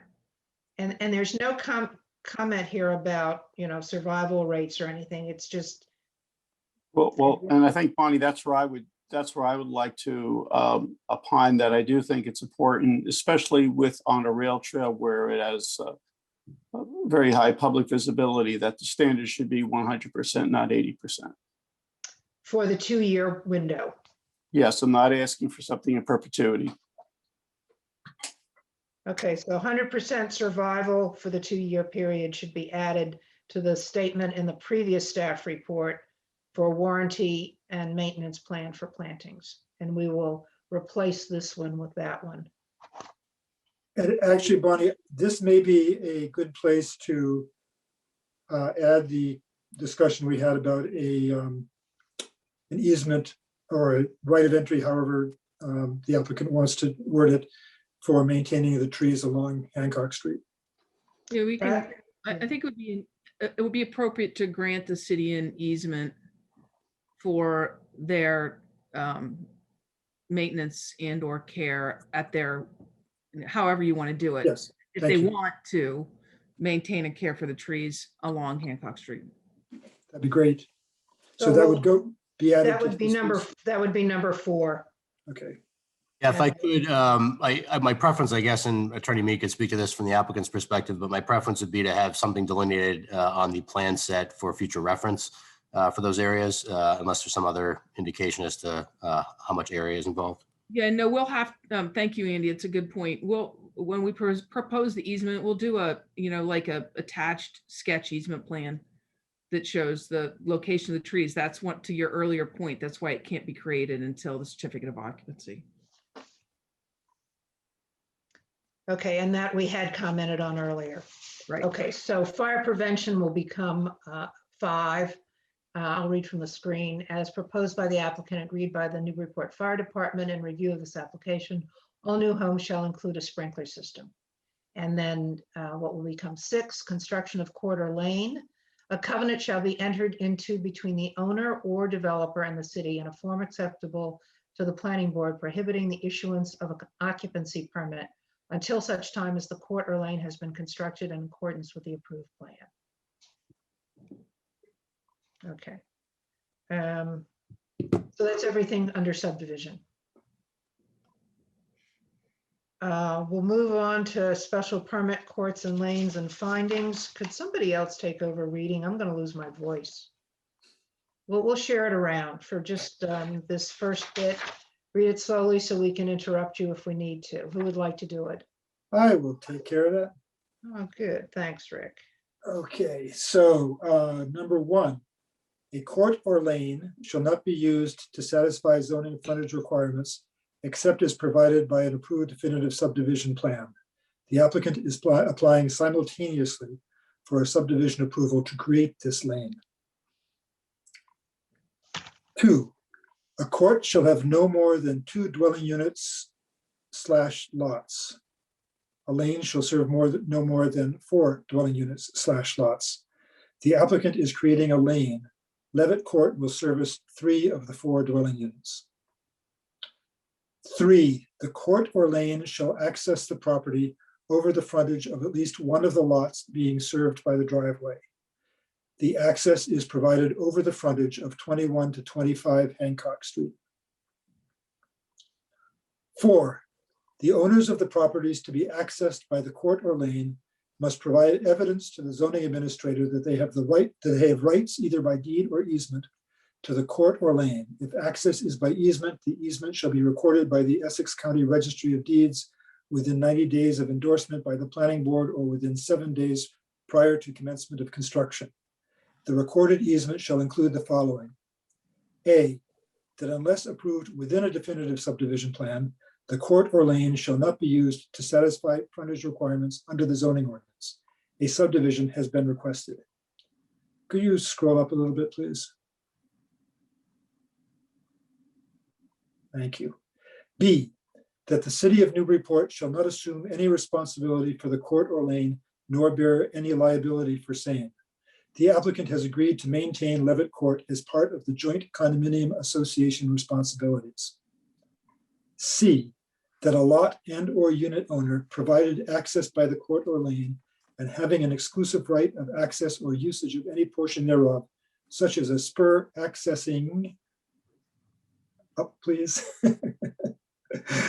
one lot and or unit alone, shall be individually responsible for repair, maintenance, and upkeep of such portion. The applicant has agreed to maintain Levitt Court as part of the joint, should be joint, condominium association responsibilities.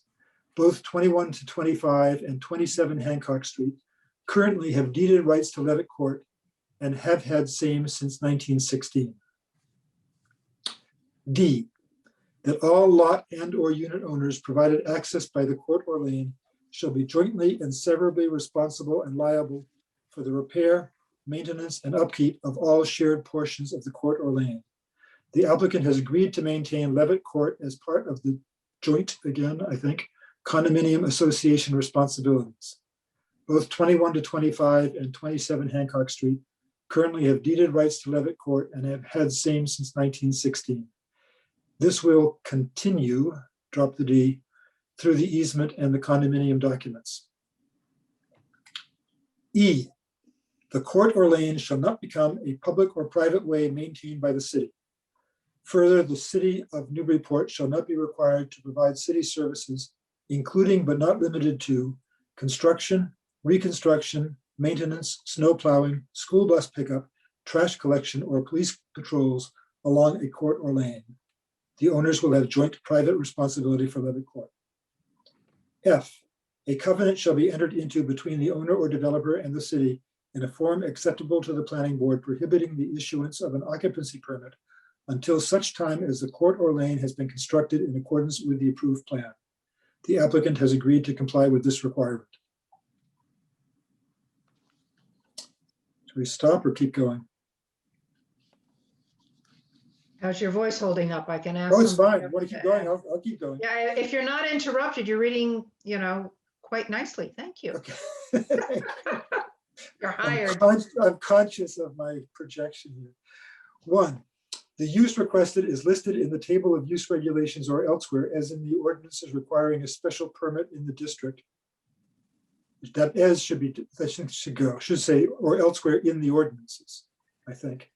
Requiring a special permit in the district for which application is made or is similar in character to permitted uses in a particular district, but is not specifically mentioned.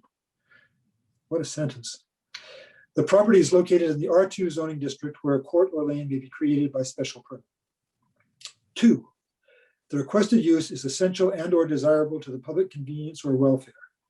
The NZO provides that a court or lane is allowed by special permit in the R2 zoning district and therefore by its very nature has been determined by the city to be desirable. 3, the requested use will not create undue traffic congestion or unduly impair pedestrian safety. The formalization of Levitt Court is expected to have negligible impacts on existing traffic patterns and will improve the pedestrian experience.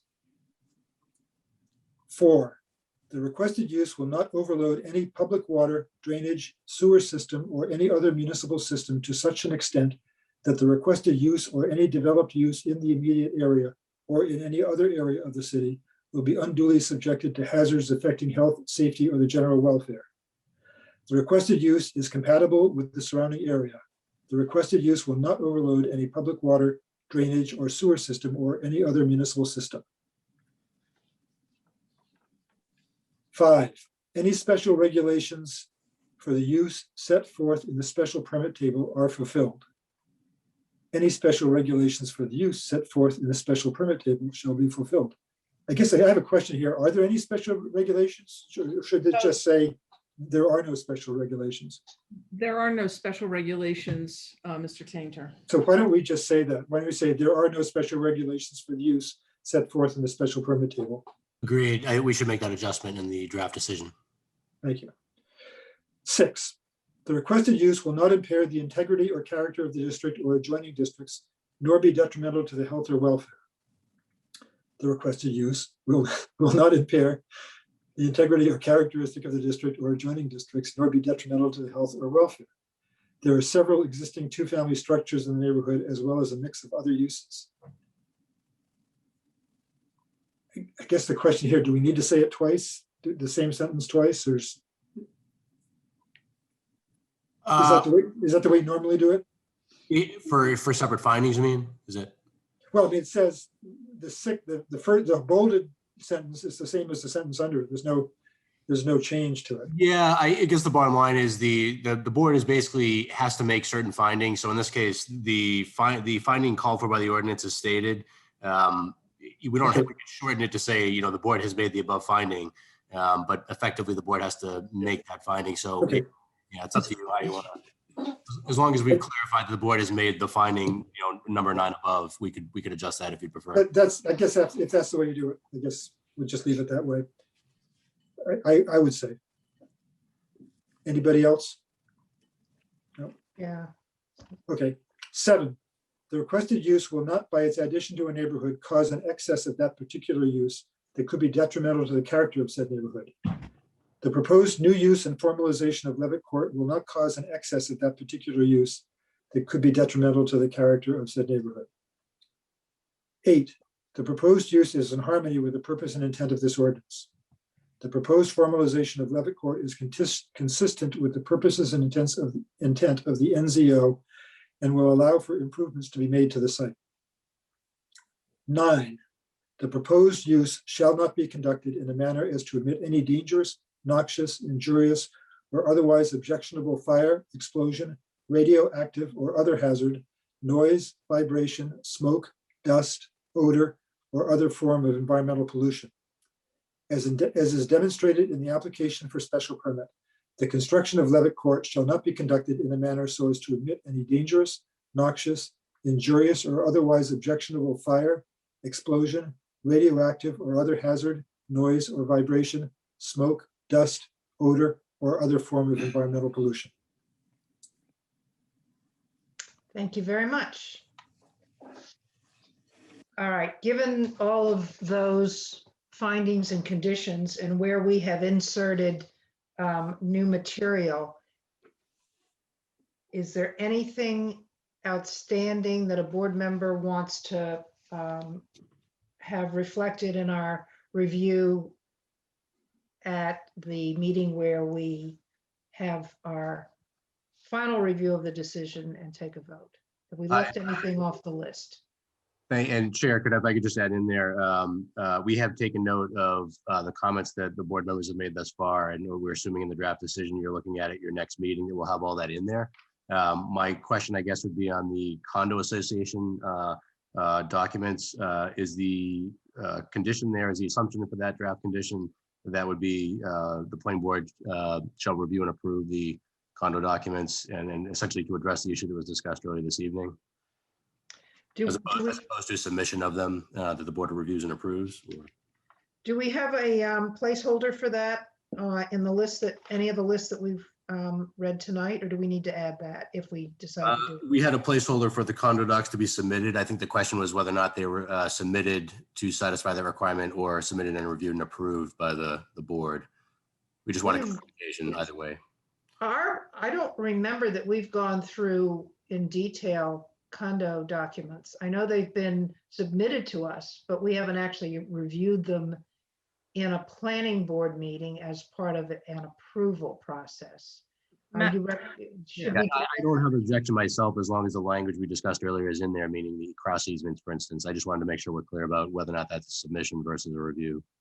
So what the board has required in the past, just to, and how my recollection is, so you would require, for example, that the special permits be referenced and that there be cross easements and, the maintenance plan and the requirement that that everybody is responsible for the maintenance, for example. And then those provisions, we would provide that draft to the planning office. They would say, yes, that's included. Then we would record the documents and then provide it back to the city for their files for the issuance of the occupancy permits. So it's really an approval by the office to ensure Correct. that everything's in there so that we don't have to plow through all that legalese if for no other reason. But Correct. ensure that everything's in there. So as long as we have them referenced here, we'll leave the review to the planning office. Understood. Thank you. So, Bonnie, I have a question. So just to ask in a different way, who is going to approve those documents? Is it the planning office, Andy? I understand it could be reviewed, I could be submitted. And I guess the question always comes up if there was a disagreement on whether those documents conform to decisions of the respective boards. Obviously, there could always be litigation down the line, but is there a specific entity that approves that? Yeah, so our office would review that, obviously, for the content that's relevant here. And if we needed assistance, we would discuss with Kopelman and Page, the city's legal counsel, and coordinate from there. Well, again, I'm sorry, Andy. I understand review, but to me, I think legally reviewing and approving are two different things. Agreed. Oh, I think, no, I agree with you, Dawn.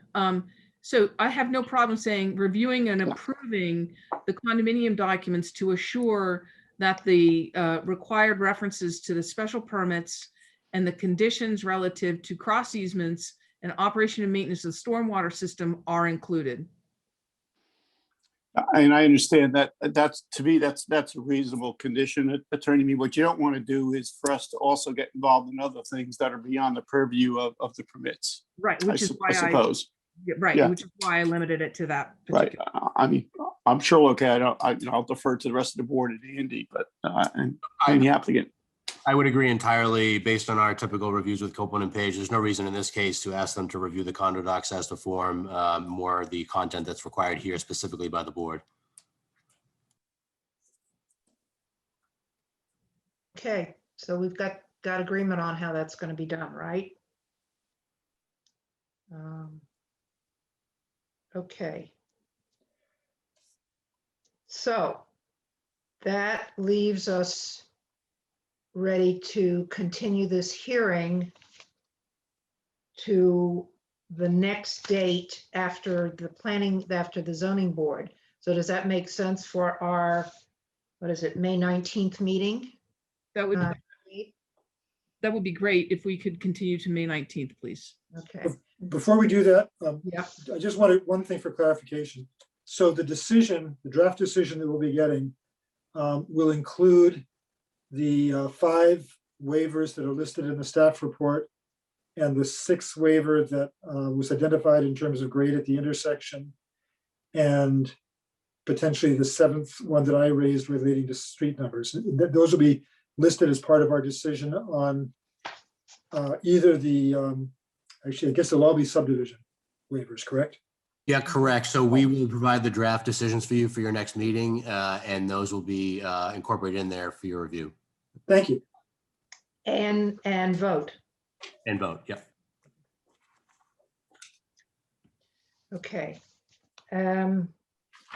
The other thing, I guess another reason I didn't put it out there before to wait for making the final, taking the vote, is that we still don't have approval from the ZBA for a 2-family use on 27 Hancock.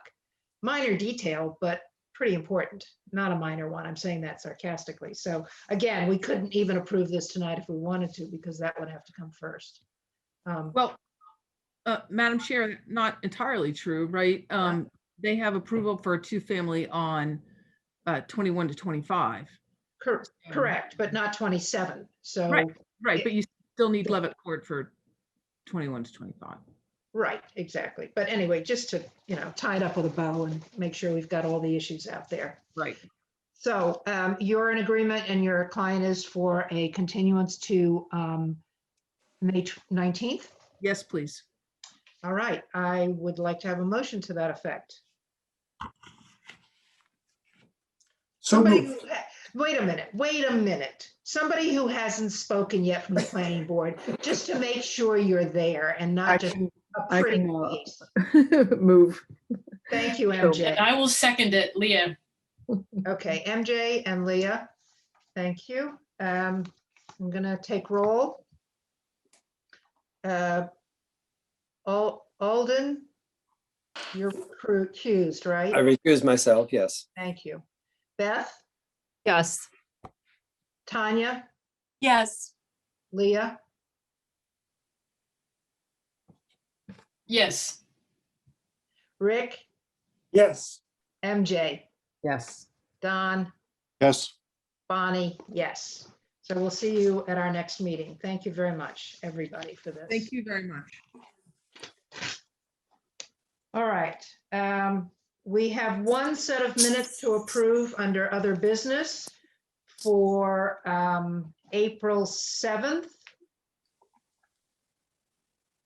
Do I have, there's been some review of that, nothing substantive, so I guess I need a motion to approve with amendments as amended. So moved. It's Beth. Beth, thank you. Second? I can second that, MJ. Okay, MJ. Any further, anything substantive that anyone would like to bring up for an edit of those minutes? I sent a small correction, so that's fine with that. Okay. I don't remember who was here and not at the last meeting, so I'm just going to call your name, and if you weren't there, please abstain. It was 2 meetings ago. This is 4-7, so it's, yeah. Alden Clark, Yes, Beth DeLeo, Yes. Tanya Hartford, Yes. Leah McGavern, Yes. Rick Tainter, Yes. MJ Verde, Yes. Don Walters, Yes. Bonnie Sontag, yes. Okay, those minutes are approved, and I am assuming we'll have the minutes from the last meeting at our next meeting, along with tonight's minutes to approve at our next meeting. Although I wasn't here at the last meeting, the planning updates, that was clarified by Rick and Andy, so we're going with that. If there are any questions, we can answer those right now. We've transformed our planning into our planning priorities into reviewing sections of the zoning rewrite. And that's, okay. Any other, I don't have any other updates from myself. Any other updates from anybody else on the board? Bonnie, this is Tanya. I can provide my update. So I submitted my resignation to the board this week. So as some of you might know, I started a new job in January, which has been great for me, but also taking up a lot of my time. So I'm just trying to cut back on some other things that I'm working on. And so I decided to step away from the planning board. So I told them, I told the mayor and Bonnie and Andy that my last meeting would be the next meeting in May. Although, do we have a special meeting next week? Did I see? Are we reviewing a zoning at all, or no? Is that not us? No, Is that's that planning the and development? same, that's the same night. We're going to do some zoning review that night. Zoning Okay, rewrite review that night. Yeah. Oh, I'm glad you could be there because we can wrap up Hancock Street with your vote.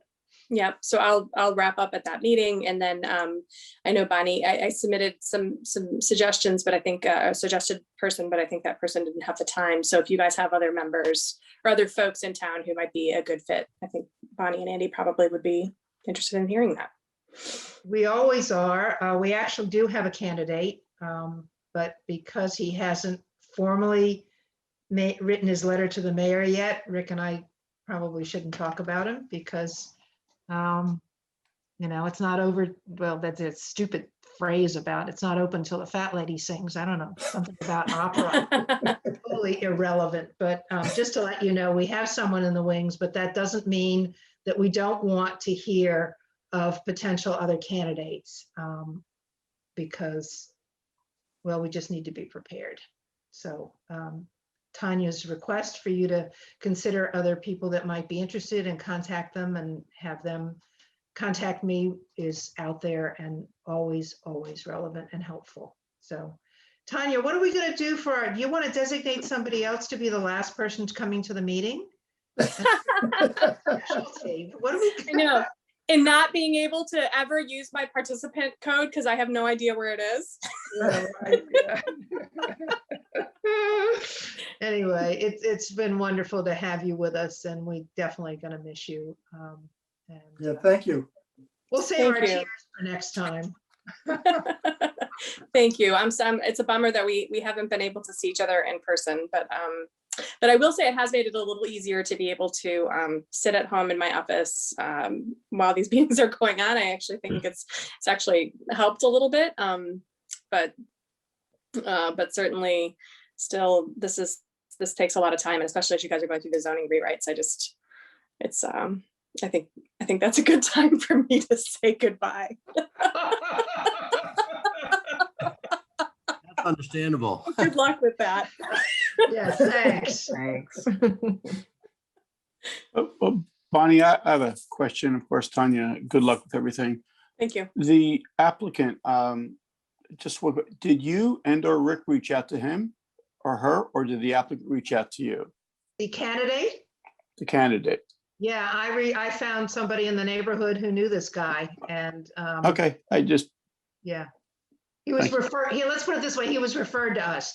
By the way, Tanya's absolutely right. I did interview somebody that she knew about who has travel considerations. So she may get more control over her life and come back. She was really seriously interested, but just couldn't make the commitment. But this other person came to us through a referral. Thanks. Thank you. That's the way we get them. I really do not ever want to see, as long as I'm here, an announcement by the mayor in the newspaper that we need a planning board member, because that really opens us up to the next person who walks in the door. Whereas if we have referrals, we have people we know that we think would be a good fit, that's already a step in the right direction to getting the right kind of people on the board. So that's sort of my personal preference.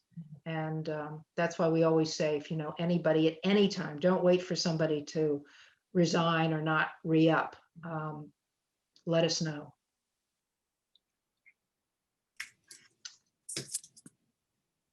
Okay, Andy, do you have any updates? No, thank you, Chair. I did send an email out to the board with some information, like you said, I think earlier on the zoning rewrite project, some of the older documents we had put together with the consultant. And as I indicated in the email I sent to the board today, we'll be plugging away with the remaining sections of the ordinance with the package that we just put into the council, or is going in for Monday night's meeting. We plan on having a public hearing on that on June 2nd, I believe it is, that we would advertise for jointly, typical first item on the agenda. Most of that is housekeeping, so I'll explain that at the next meeting just to give you a recap beforehand. Great. Yeah. Just looking at it very, very briefly, it looked like a lot of stuff in there. So if you can give us the highlights, maybe it'll be a dry run for the public, for the review at the public hearing too, because I don't think people want to know or are interested in some of the really detailed stuff in there that's just literally housekeeping. Agreed. A lot of that is fine grained stuff that is probably not worth most people's time, but yeah, we'll do. Yeah. So we'll try to just touch on the highlights and the stuff that's important for our review. And this gives us an opportunity to see something before it goes before City Council and joint public hearing, which is a process that I'd like to see more of. So this is just good practice on our part. So if there's nothing else, I guess I'll take a motion to adjourn. So moved. Thank you, Don. I'll second that. Thank you, Tanya. I'll call roll. Alden, Yes. Beth, Yes. Tanya, Yes. Leah, Yes.